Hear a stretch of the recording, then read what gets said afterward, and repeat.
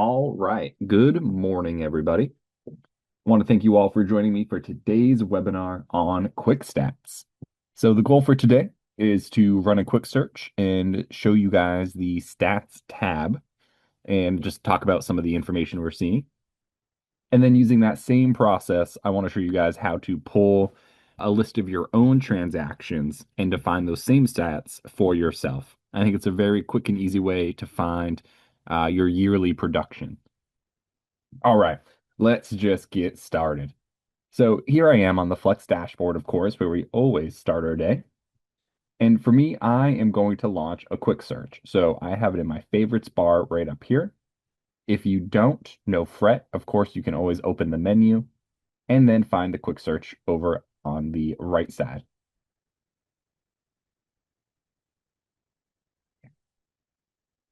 I'm going to switch this search template from 7 to 1-residential.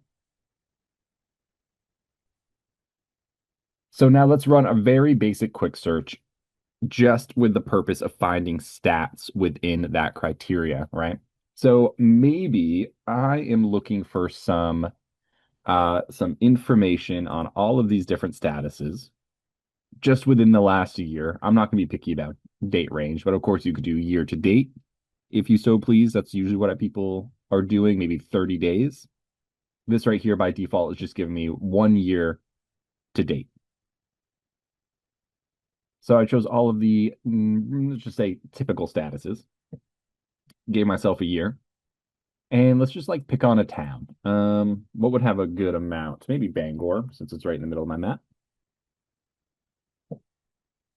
So I have 474 results, it says. And I think that is plenty. Again, I'm just doing a little bit of statistical research on what's been going on in Bangor in the last year. Okay. So now that I have my list of results, I'm heading over to the top right of the map and I'm clicking on stats. Might take a second to load. Only half a second that time, not bad. What we're looking at when we're on our stats tab here is the top pie graph here, which is just telling us the breakdown or like the percentage of our total listings that are in each status. So we have 360 closed listings in our set of results. And so that's about 76% of all of the listings. All right, we're coming to the middle. And I think this is where kind of like the meat and the potatoes of the stats tab lives, is this average, median, low, and high statistics. So one thing to note here, of course, it comes in average and median. So pick which of the two that makes sense to you. The idea with that, and I'm going way too much information here, but the idea of this being, right, like the more results you have, the better the average would be, and like the less results you have, maybe the better the median would be, just because you don't want, one or two outliers throwing off your stats. But again, up to you guys. And you can definitely see that kind of difference in like a list price for average is 322, but the median is 285. That's a pretty big difference for the same set of stats to have a $50,000 value difference there. But other things that you can check out here, right, is like the average or the median, again, whichever, sold price. Again, for all of the closed listings of the 360, tells us right here. We can also see like the sold to list ratio, like how well is the closed price relative to the list price is good to know as well. And then, of course, like price changes and days on market. Take note of this volume sold price section or box right here. We're coming back to that one at the end. And then I'm going to scroll down just a little further and we're going to talk about this days on market and sold list ratios by market time. So what this graph, or yeah, what this data, I should say, what this data is giving us or telling us is how many listings spent X number of days on the market, had like X number of days on market or DOM, and then giving us some information on how well the sold price was relative to the list price. So I just explained it kind of confusingly, admittingly, but let's just look at this first section right here, right? So of all of our listings, well, probably just the closed listings because this is average sold price to list price, right? So for our closed listings that had a days on market between 0 and 30 days in the MLS, there were 219 of those, which is about 58% of the total listings it's pulling from. The average sold price to list price was 99.37. So what that means to me is that on average, the sold price for properties that have 0 to 30 days on market is about, 0.7% less than what they're asking for. So they're getting about 1% less than the asking price. And then we have the average sold price to original list price, which is usually lower, 98.86. And that just goes to show that people are doing price changes. Yeah, so it shows that people are doing price changes and that the price that it's changed to is typically a lot closer to what is actually selling for, right? And then we have that same type of information for 31 to 60, 61 to 90, 91 to 120.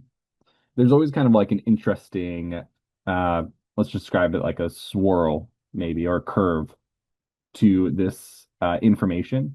So like the SP to LP here, 99.3, 95. So just having your listing on the market for 31 to 60 days, as opposed to 0 to 30 days, means you're losing about 4% of your asking price on average, right? And the longer it sits on the market, as we can see from these stats, the less we get for the property, which kind of makes sense. And then there's always a little bit of a blip at 121 plus days where it goes back up. And I always account that for like expensive properties, right? The $1 million homes might take longer to sell to find a buyer for them, but they're still selling at a decent price usually. So they are goes back up. So the curve starts like here, it goes down, and then it starts coming back up as you get really long. So maybe, if you're at 120 days on the market, just hold off for another week. Just kidding. Don't do that. Sell their house, sell the property. All right. Enough goofing and gaffing. So that was the stats tab of our Bangor search, right? So it just gives us some basic stats on what we're looking for. So something else you could do with this, right, is you could run this for the same search, but do like you can say like September 1st to September 31st, and then October 1st to October 31st, et cetera, and pull these stats. And then you can see kind of like that sold price change month to month if you want to graph it out.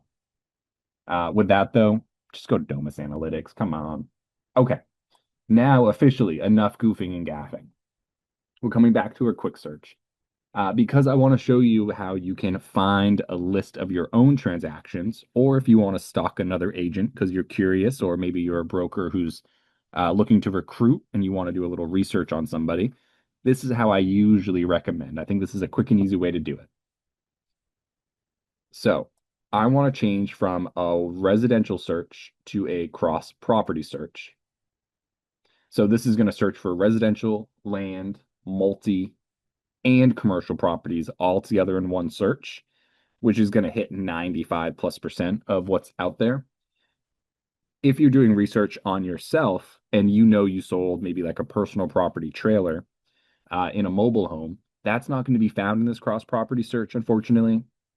So you will want to do like a cross property search, a personal property, and maybe even a commercial info exchange if you did a transaction there to really make sure you're capturing all of your transactions. But this is going to do a vast majority of it for a vast majority of agents. Vastly, let's move on. So for status, right, I'm going to choose closed. This I will do year to date. So let's just do January 1st to today's date. Don't worry about it being 2035 here. It is looking at just like today as the latest date with information to give you. It has 2035 there just in case there's a glitch or an issue with the system that there's a date for some reason that gets entered beyond 2025. It will still capture it, even if there is like a glitch or an issue with the date. Hopefully that makes sense, but people usually ask why it's set 10 years into the future. And then we can keep moving along. Again, all I'm looking for, cross property, closed, year to date. listing/selling member field here at the bottom. I'm going to put in an agent's name. Search Dunham. Look at them all. Shout out Tim. He always lets us use him as an example for our videos, and I really appreciate that. So I searched for the agent's name in the name search box, and then I picked them from the list. I checked off listing, co-listing, selling, co-selling, just in case you were a co on a transaction that maybe you forgot or didn't realize you were even put on it. You still want to capture that. You get credit for it. And I can see that we have 39 results. So if we go over to the stats tab again, right, top right, pie graph isn't really giving us much information because we're only looking for closed listings. But this average, median, low, and high now is giving us some good info specifically about, let's just say, ourselves or yourself or the agent you're, for lack of a better word, you're stalking or you're researching. And I want to point out the volume because I think that's what a lot of people like care about or really want to know, especially towards the end of the year. So if you're looking here, right, we have our sold price and we have the volume. And where those two meet is this number right here. So this is your production. This is the closed price of all of your listings added together, right? So you can consider this as your production. So again, this is a quick, easy way to do it. You can also go into the menu and click My Production, which should also show you the same number, as long as the date ranges are the same, of course. And then we also have the days on market and sold list ratios by market time. And you can see, and this is why I always give a shout out to people who let me use them as examples, because you can kind of see how the fall off works here. And for an individual agent, right, this like average SP to LP has a different bend or curve to it, you could say. But Mr. Tim Dunham here, 4.4% over asking price. So what this number means is that Tim, when he lists a property and it sells within the first 30 days on the market, he's getting on average 4.5% more than what they're asking for. So again, shout out Tim, but goes to show that people are doing it good, and Tim can brag about this, right? Just to kind of give you an idea of what to do with this, you can say, hey, if you list with me, we will sell your house 75% of the time within 30 days. And when we do, we will on average get you 4% more than you asked for, right? So like that right there is kind of good information just to do a quick little brag. Yeah. All right. Enough about bragging about Tim's numbers. We can move on. And I'm actually going to reset because that's was the goal of today's videos. We ran a basic quick search. We found the stats on an area. And then we did that same thing to find the agent production and kind of talked about what it means and how you might use it in your bragging social media posts. Anyway, I want to thank you all for joining me again. If you have any questions, give us a call, 780-1366. Or, of course, you can email us at help@mainlistings.com. Thank you again, everybody. Have a great rest of your day.